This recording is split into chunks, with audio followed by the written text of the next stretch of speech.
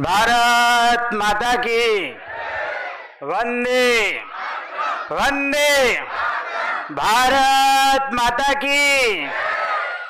माताओं का कार्यक्रम है और भारत माताओं को याद न करें तो ये अच्छी चीज नहीं होगी। तो आज जो है हमारी भारतीय संस्कृति में नारी का बड़ा उच्च स्थान है। भगवान राम भी जो सीता के लिए वन वन में फिरे ज्ञात हैं। द्रौपदी की रक्षा के लिए महाभारत का एक बड़ा युद्ध हुआ, यह भी याद है आपको।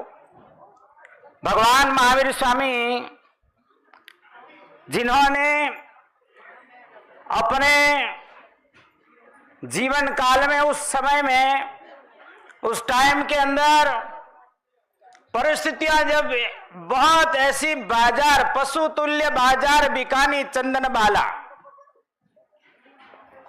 चंदनबाला जो थी वो बाजार के अंदर बिक गई। उसको भगवान महावीर स्वामी ने उस समय में उस टाइम के अंदर ऐसा एक अभिग्रह किया। अभिग्रह का मतलब होता है ऐसा एक नियम किया। महापुरुष जो होते हैं वो आवश्यकता के आधार पे तपस्या की साधना करते हैं। हम जो है मोक्ष की प्राप्ति के लिए साधना करते हैं, लेकिन जो महापुरुष जो होते हैं, जो तीर्थंकर जो होते हैं, वो उस समय की परिस्थितियों को कैसे निपट सके उसके लिए वो साधना करते हैं। हमारी साधना में और महापुरुषों की साधना में बहुत बड़ा अंतर है। भगवान महावीर का काल, जिस समय में भगवान बुद्ध ने महिलाओं को दीक्षित करना उचित नहीं समझा, डरते थे भगवान बुद्ध भी, लेकिन भगवान महावीर एक ऐसा व्यक्तित्व थे जिन्होंने बाजार के अंदर महिलाएं बिकती थी, बाजार के अंदर तो राजकुमारी उन्होंने ऐसा 5 महीने तक ऐसा अभिग्रह, ऐसा एक नियम धारण किया कि जब तक ऐसी महिला जो जन्म से राजकुमारी हो, कहने का तात्पर्य यह है कि राजकुमारी हो और ऐसी परिस्थितियां हो तो सामान्य महिलाओं की दशा क्या होगी, यह सोच के मन में सिहरन पैदा हो जाती है। जन्म से राजकुमारी हो और कैद में हो, मस्तक से मुंडित हो, आंखों में आंसू हो और 3 दिन का व्रत किया हुआ हो, बाकुले बासी हो और सुपड़े के अंदर रखे हुए हो। सुपड़ा जो होता है ना अनाज, साधु ऐसा चाहिए जैसा सुप सुपाए। कबीरदास जी ने कहा है संतों के लिए कि साधु ऐसा चाहिए जैसा सुप सुपाए, सार सार गहलई थोथा देउड़ई। संतों की पास में ऐसी एक शक्ति होती है कि वो सार सार को ग्रहण कर लेता है और थोथे को क्या कर देता है, उड़ा देता है। समाज के अंदर जो अवगुण होते हैं, दुर्गुण होते हैं, उसको मिटाने का प्रयत्न करते हैं। साधुनाम च विनाशाय दुष्कृताम, कृष्ण ने भी गीता में यह बात रखी है। तो यहां पर भगवान महावीर ने ऐसा नियम कि एक पांव जो है वो बंदी गृह से कैसा होना चाहिए, बाहर होना चाहिए, एक पांव अंदर होना चाहिए। ऐसी नारी के हाथ से अगर मुझे भोजन मिलेगा तब मैं जाकर के क्या करूंगा, मेरे व्रत की पूर्णाहुति करेंगे। ऐसा ही है ना अनुराग जैन, ऐसा चंदनबाला के हाथ से भगवान महावीर ने जो है नियम लिया और जो है ना 5 महीने लगे ऐसे रोज आते थे भोजन लेने के लिए और कहीं नहीं मिलता था। राजकुमारी की ऐसी दशा हो तो सामान्य नारियों की क्या दशा होगी, यह भगवान महावीर का सूत्र समझाता है। भगवान महावीर का जीवन यह आदर्श सिखाता है। भगवान महावीर ने वो क्रांति की 5 महीने तक रोज भोजन के लिए जाते, वो भी कोई सारा दिन नहीं, एक टाइम जाने का, फिर उसके बाद फिर वापस अपनी साधना में लीन हो जाने का 5 महीने लगे। और चंदनबाला के पास में ऐसी परिस्थिति हुई और भगवान महावीर ने अपने व्रत का नियम की पूर्णाहुति की। तो आज जो है हम उस नारी की व्यथा चंदनबाला की बहुत बड़ी है, लेकिन संक्षिप्त में इस बात के आज जब हम कामाख्या देवी आसाम के अंदर लोग लाइन लग करके जब पूजा करते हैं। मासिक एक धर्म है, क्या शब्द है उसका?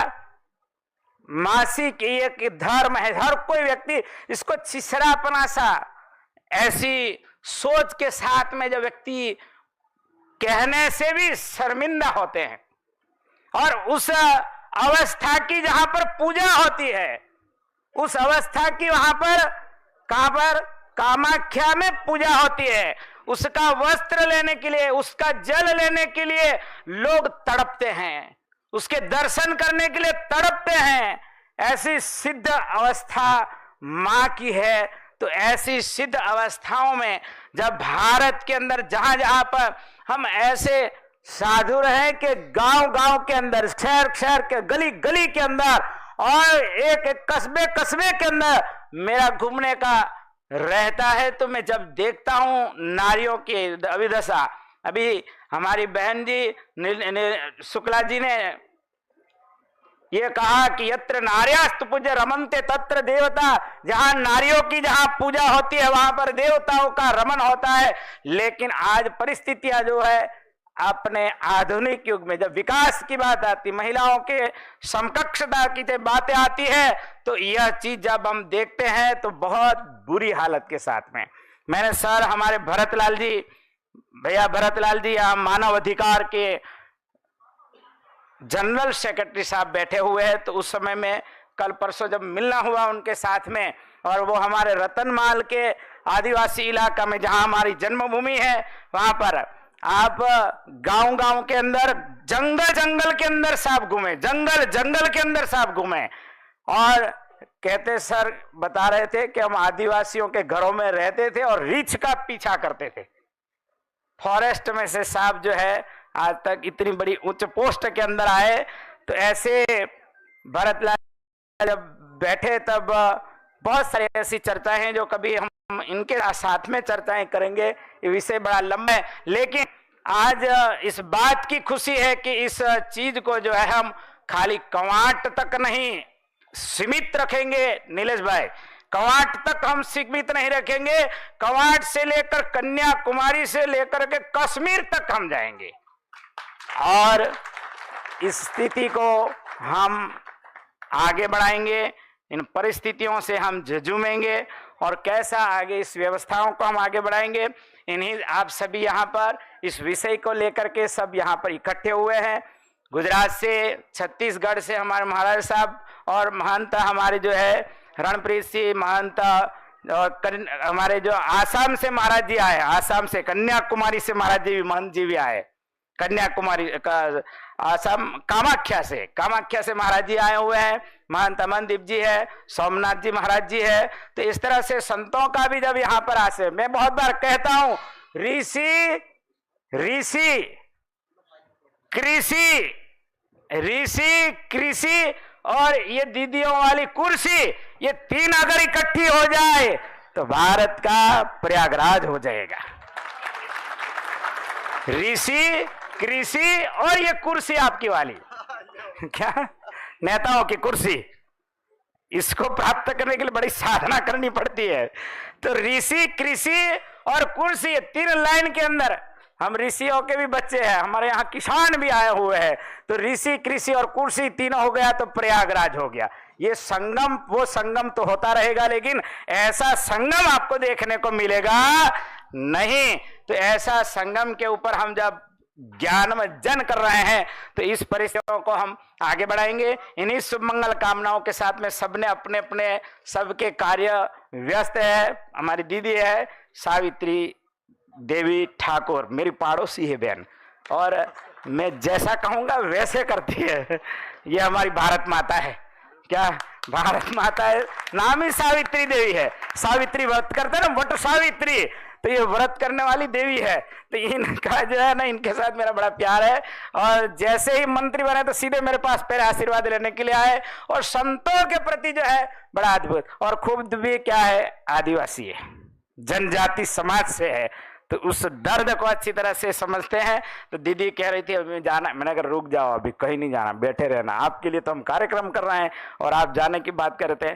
तो दीदी हमारे को पूरा समय देगा, पूरा टाइम देंगे। तो इन्हीं शुभ मंगल कामनाओं के साथ में हम यहाँ पर एक जो हमारे मिशन के साथ में बहुत सारे लोग ऐसे जुड़े हुए हैं, और इस मिशन के अंदर हम महिला सुखी परिवार फाउंडेशन के माध्यम से जो है हमारे अध्यक्ष ललित गर्ग जी, और इस मिशन को अभी रिसेंट में सबने जो बढ़ाया, बड़ी मेहनत की, ऐसे हमारे नीलेश शुक्ला जी सर और तपन जी गांव गांव गए, छोटी छोटी जगह के अंदर गए। हमारे श्यामवाल जी जो है मंच के ऊपर जो संचालन कर रहे हैं, संजय तड़ियाल की पूरी टीम है यहाँ पर, मंडल अध्यक्ष, ऐसे बहुत सारे हमारे मनोज बाबा जी वगैरह भी यहाँ पर सब उपस्थित हुए हैं, और हर एक छोटे छोटी चीज़ों के अंदर सब लोगों ने बड़ा साथ सहयोग दिया है। तो हमने आपस में चिंतन मंथन किया कि इस मंच पे संत लोग सम्मानित सब होते ही है, लेकिन हम चाहते हैं कि इस मिशन में जिन लोगों ने बड़ा अच्छा सहयोग दिया है, तो ऐसे सहयोगी बहुत सारे लोग हैं, उनके मैं खुद ही नाम लूंगा, उनका सम्मान दीदी के हाथ से कराएंगे। दीदी का सम्मान हो गया, दीदी हमारे सम्मान है। फिर सर भरतलाल जी थोड़ा हमको रोकना, जो लोग आए हैं वहाँ से दूर से आए, दूर दराज से, तो उन लोगों का जो है हम अवार्ड से उनको सम्मानित करेंगे। तो इन्हीं शुभ मंगल कामनाओं के साथ में जो है आगे के कार्यक्रम को हम प्रारंभित करेंगे। पहले जो है भरतलाल नाजिया सुल्तान, बड़ा अच्छा एक नाम है, और नारियों के लिए जो है ना सदा लड़ाई लड़ती है, जंग लड़ती है। नाजिया तो नाम है, इसका आगे कुछ और बड़ा काम है। ऐसी बहन नाजिया सुल्तान जी 2 मिनट के लिए आप आएंगे, इधर से बहन जी आइए, इधर से आइए, वेलकम, आपका स्वागत है। और बहुत बड़े अच्छे सिंगर भी है, आप इनको बहुत देखा भी होगा, बड़ा क्रांतिकारी आवाज के साथ में नारी है, नारायणी है। और ये नाजिया सुल्तान जो है, अब क्या नाम पड़ा है? नाजिया इलाही खान। भारत माता की जय, वंदे मातरम, सीता मैया की जय। और ये अब हिंदू बन गए हैं। नमस्कार, मंच पे उपस्थित सभी मुझसे बड़े संत महंत दीदी भाई सभी को नमस्कार, और सामने बैठे सभी को शीश झुकाकर नमन और नमस्कार। नमः पार्वती पते हर हर महादेव। सुखी फाउंडेशन परिवार को मैं अपनी जानिब से लख लख बधाइयां देती हूँ, बहुत सारी शुभकामनाएं देती हूँ। और वाकई में इतने डीप में जाकर के अगर किसी धर्म के गुरु अगर सोच रहे हैं तो मेरी तो आंखों में आंसू आ गया, क्योंकि हमारे मजहब के ठेकेदार तो देश के लोकतंत्र के मंदिर में ऐलान करते हैं कि age of puberty is age of marriage. हमारे प्यूबर्टी का इंतजार किया जाता है, हमारे मौलवी मुल्ला इंतजार करते हैं कि प्यूबर्टी होगी तो निकाह में इसको जोड़ दिया जाएगा, कबूल है करवा दिया जाएगा। लेकिन सनातन की खूबसूरती देखिए कि जिस मिट्टी में हम रहते हैं उसको माता का दर्जा देते हैं, जिस भारत में हम रहते हैं उसको माता का दर्जा देते हैं। और जब धर्म गुरु साधु संत वो भी एक महिला के कष्ट का इतना ध्यान रख करके इस बारे में सोचते हैं और उसको एक आयोजन बना करके सबके समक्ष रखते हैं और बताते हैं कि पीड़ा होती है महिला को। पीड़ा तब भी होती है जब पहली प्यूबर्टी आती है, पीड़ा तब भी होती है जब वो गर्भवती होती है, पीड़ा तब भी होती है जब वो अपनी छाती से अपने बच्चे को दूध पिलाती है, पीड़ा तब भी होती है जब वो बेटी को विदा करती है, पीड़ा तब भी होती है जब बेटा जीत कर आता है, पीड़ा तब भी होती है जब बेटा कामयाब होकर आता है, पीड़ा तब भी होती है जब कोई बालक कामयाब नहीं होता है। तो ये है सनातन की खूबसूरती, ये है हिंदुत्व की खूबसूरती, ये है भगवे की खूबसूरती। मेरी आंखों में वहां बैठे बैठे आंसू आया जब मैं डॉक्यूमेंट्री देख रही थी कि काश मेरे भी मजहब गुरु हमारी पीड़ा को समझते और उस पर डॉक्यूमेंट्री बनाते और कहते कि 11 साल कोई शादी की उम्र नहीं होती है, 12 साल कोई शादी और निकाह की उम्र नहीं होती है। मैं बहुत ही भाग्यशाली हूं जो मुझे ऐसे संतों का आशीर्वाद मिला है। मैं बहुत ही भाग्यशाली हूं जो अंबिका माँ जैसी माँ का आशीर्वाद मिला है और इतने बड़े मंच पर मुझे आकर के अपनी बातों को रखने का मौका मिला है। नमः पार्वती पते, हर हर महादेव, भारत माता की नमस्कार। जय जय श्री राम।